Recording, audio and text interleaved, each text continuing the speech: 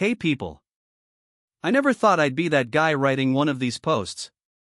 But here I am, sitting in my home office, trying to process a storm that hit my marriage like a truck out of nowhere. Or maybe I should say a truck I refused to see coming.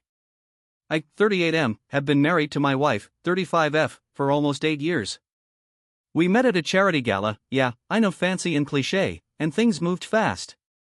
She was charming, fiery, the kind of woman who could light up a room and then set it on fire 5 minutes later. We had chemistry for days in fights that could peel paint off the walls, but we always said we made it work. At least, I thought we did. We don't have kids. She said she wasn't ready, and I respected that, figured we had time. Our careers kept us busy. I run a logistics firm and travel a lot for work, which is part of why I hired Leo, 30M, a personal security guard, 2 years ago after an incident that shook me up overseas. Leo was professional, reliable, never crossed boundaries. Or so I thought. The first crack in the armor came about 3 months ago. My wife started working out a lot, nothing wrong with that, but she got weird about her phone. Like she'd never been cagey before, but now it was glued to her hand like a third limb. She started calling me controlling if I asked simple questions, even though I'd always given her space. I chalked it up to stress. Maybe hormones. Maybe boredom. But something just felt off. And looking back now, that gut feeling? It was the warning siren I ignored. So, like I said, things started getting weird around 3 months ago. My wife became distant. Not in the weird drifting apart way, but more like she was hiding something. She started going out more. Yoga classes, brunch with the girls, shopping, you name it. But she always looked done up. Way too glamorous for downward dog poses and overpriced eggs Benedict. At first, I trusted her. I really did. She's my wife. But Leo, my security guard, he started acting strange too. Leo was never chatty, but he suddenly got even quieter around me. Like awkward teenager around crush quiet. Wouldn't look me in the eye, gave vague answers when I asked what my wife had been up to when I was away. At first, I thought maybe he was just uncomfortable with being around a rocky marriage. But now I think he was wrestling with guilt. Then one night, I came home early from a business trip. Flight got cancelled mid-connection and I figured I'd surprise her. I texted Leo to let him know I was on my way, no reply. Weird, but maybe he was off duty. I got home around 8 p.m. House was dark, except for some soft music playing from the back patio. I figured maybe she was out there reading or having a glass of wine. But when I walked in, her purse was on the kitchen counter. 1 glass of wine poured. No book. And the music wasn't her usual acoustic playlist, it was some weird sensual lounge stuff she only played when she was trying to get frisky. I called her name. No answer. Walked upstairs. She wasn't there. Walked back down, peeked out onto the patio, and there it was. Leo's jacket. On our deck chair. No sign of either of them. My heart sank. Not fully formed suspicion, but something in my gut started coiling. Tight. And that was the night everything started to unravel. So there I was, standing on the patio, staring at Leo's jacket draped casually over the chair like he lived there. I checked my phone again, still no reply from him. I called my wife. No answer. Straight to voicemail. Now, I'm not a naturally paranoid guy, but something about that moment screamed wrong. My instincts were buzzing like a damn fire alarm. I decided to wait. I poured myself a drink, sat in the shadows of our living room, and just waited. An hour passed. Then 2. Around 10:45 p.m., headlights swept across the living room. A car pulled into the driveway. I got up and looked through the blinds. It was Leo's car. And then she got out of the passenger side. Laughing. Laughing. I watched her lean into him, whisper something in his ear, and kiss him on the cheek. Not a friendly kiss. Not something you'd give a bodyguard you supposedly barely talk to. It was soft. Slow. Intimate. I stood there frozen. I couldn't even process it in real time. They finally separated and she walked up to the house like nothing had happened. I stepped back and sat down, heart racing. She walked in, surprised to see me. "Oh. You're home early," she said, feigning delight like she hadn't just been making out with another man 30 feet away. I asked her where she'd been. She didn't even flinch. "Oh, I was with Jenna. Girls' night out. Leo just gave me a ride, I had a bit too much wine." I didn't say anything. Just stared at her. She gave me that tight, fake smile she uses when she's nervous. "Why are you looking at me like that?" I asked her again, where had she been, really? She rolled her eyes. "Don't start, okay? You always do this. You come home and interrogate me like I'm a child. I just had a fun night. That's allowed." I nodded, pretending to accept it, even though I had just witnessed her little fun night for myself. But I didn't confront her fully. Not yet. I needed more. Something undeniable. And oh man, did I get it. So, after that whole awkward encounter where she straight up lied to my face about being with Jenna, I decided I needed proof. Not speculation. Not vibes. Cold, hard evidence. Because if I confronted her without something bulletproof, she'd gaslight the hell out of me like she always did, flip it around, cry, maybe even turn it into my fault. I wasn't going to give her that chance. Now here's where it gets weird. I remembered that we had this old outdoor security camera system installed 2 years ago after a break-in scare, one she insisted on having, ironically. She had the app on her phone, but I still had access to the cloud backups. So the next morning, after she left for brunch with her sister, I pulled up the footage. And there it was. Time-stamped. Full HD. Her and Leo. Pulling up in his car. Her laughing like she didn't have a husband inside the house. Him walking her to the door. That kiss. That lingering kiss. But it didn't stop there. She invited him in. He actually stepped inside our home. My home. The door closed behind them. I checked the indoor hallway camera. I had one hidden behind a smoke detector that she forgot about. I scrubbed through the footage like a madman, stomach turning with every minute that passed. At first, nothing. Then I saw them heading toward the guest room. She was holding his hand. I felt sick. Physically nauseous. 10 minutes later, they came back out. Her hair was a mess. His shirt was untucked. She slapped his butt and laughed like they were two college kids sneaking around in a dorm.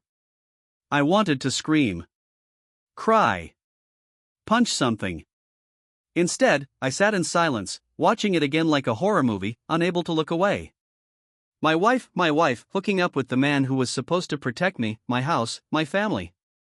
It wasn't just betrayal. It was humiliation. And I knew then, this wasn't a one-time thing. This had been going on right under my nose. So yeah, after watching that footage, I was done playing dumb. I waited until that evening. She walked in all sunshine and fake smiles, holding a bag from some overpriced bakery like she'd just had the most wholesome day ever. She kissed me on the cheek and asked if I wanted a macaron. I looked her dead in the eye and said, "How was Leo's bedroom service?" She froze. Blinked. Then she laughed like I told a weird joke. "Babe, what are you even talking about?" "I saw the footage," I said calmly. "You brought him into our home. You kissed him. Took him to the guest room. Don't lie. I have it all saved." She went ice cold. The smile dropped. And then, she switched into defense mode. "Oh my God, you're spying on me now?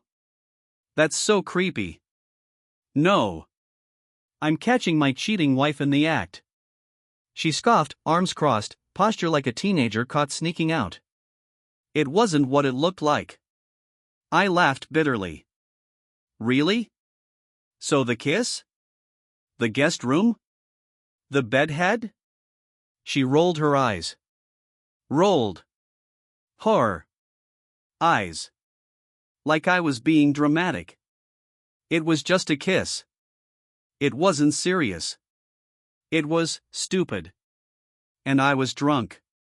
You were drunk at 11 a.m.? Silence. Then came the gaslighting. You've been distant. Working late. You barely touch me anymore. I needed attention. I made a mistake. But you made mistakes too.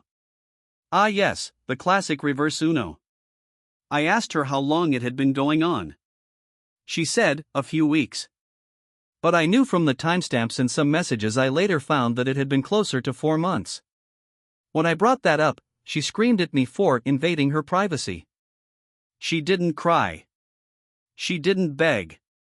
She didn't seem sorry. She seemed annoyed that she'd been caught. And that?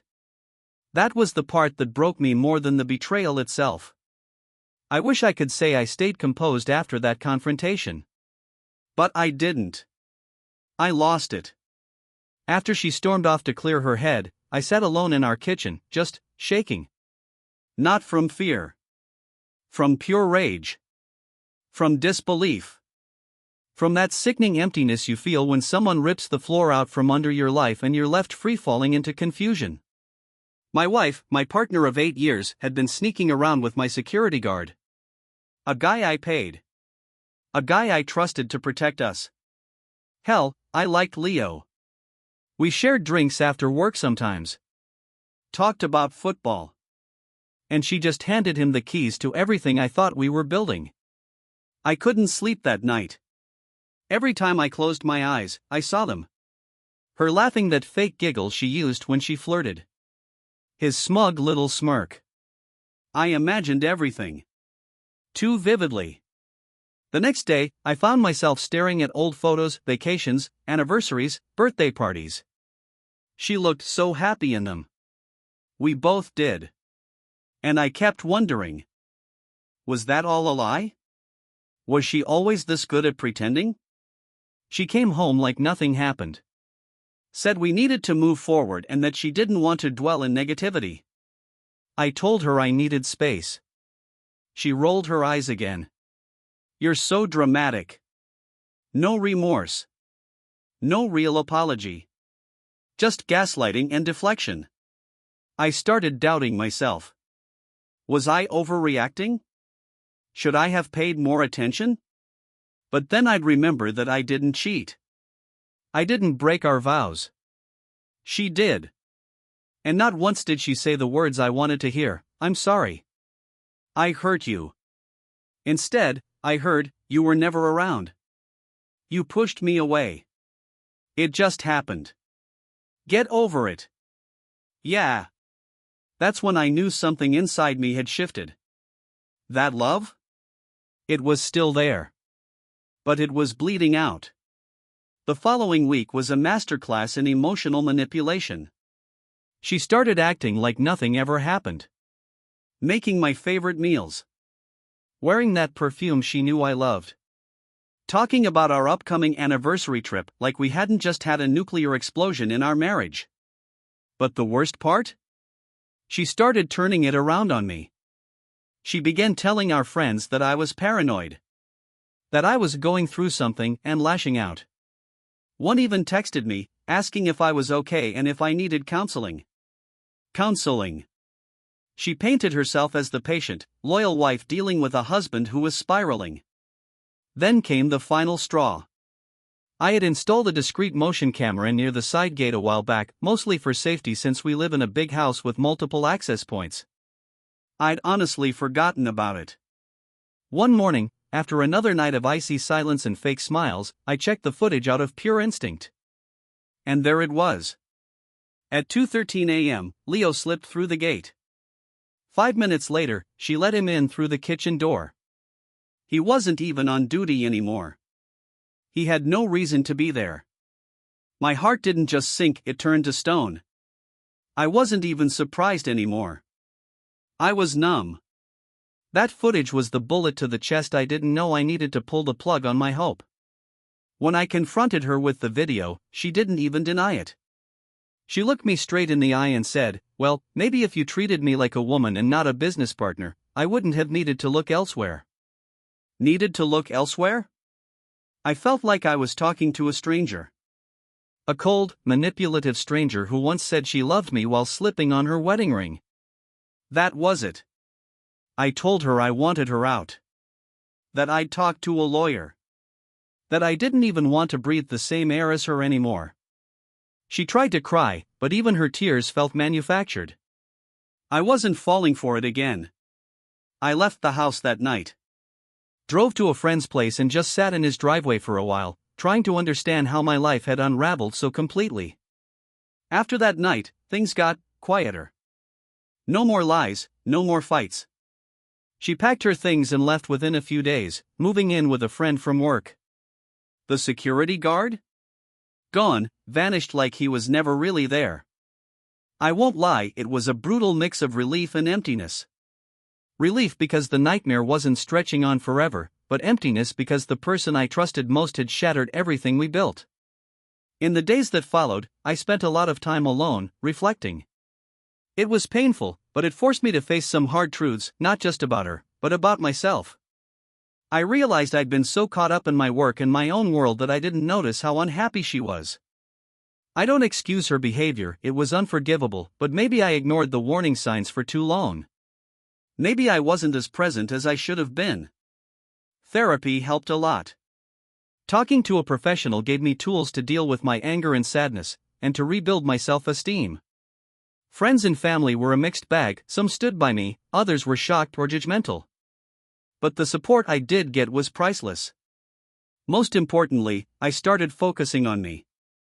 Hobbies I had abandoned, reconnecting with old friends, and rediscovering who I was outside of that toxic relationship. It's not easy, and I still have bad days. But each day feels like a small victory. After she left, I wrestled a lot with what to do next. Part of me wanted to just cut all ties, throw the whole marriage away like it never mattered. Another part hoped maybe, somehow, we could fix it. But the truth? The trust was broken beyond repair. She lied so much, those lies weren't just about cheating but about who she really was. And the security guard? That betrayal from someone I trusted to protect me was the final gut punch. I tried talking to her a few more times, hoping for honest answers or some sign she wanted to work on things. But she kept dodging or turning things around, playing the victim or blaming me for her mistakes. That was it for me. I decided to file for divorce. It was heartbreaking but necessary. I needed to reclaim my life without the constant suspicion, the hurt, and the endless cycle of lies. At the same time, I made a point to focus on healing, not just emotionally but mentally and physically too. I started working out again, seeing a therapist regularly, and reconnecting with friends. I also learned to set boundaries, no more putting up with toxic behavior, no more ignoring red flags. I'm still healing, and it's a slow process. But I'm determined to come out stronger. Looking back on everything, this whole nightmare taught me a lot. First, never ignore those gut feelings. If something feels off, it probably is. Don't push aside red flags just because you want to believe the best. Second, trust is everything in a relationship. Once it's broken, it's almost impossible to get it back. And lies? They're poison. No amount of excuses can justify constant dishonesty. Third, sometimes love isn't enough. You can love someone deeply, but if they don't respect you or the relationship, it won't work. To anyone out there who's going through something similar, it hurts. Like, a lot. But don't lose yourself trying to hold on to something toxic. You deserve honesty, respect, and peace of mind. Finally, don't be afraid to ask for help. Talk to friends, family, or professionals. Healing takes time and support. I'm still picking up the pieces, but I'm hopeful for the future. If you're reading this and feeling lost, know you're not alone. And you can get through it.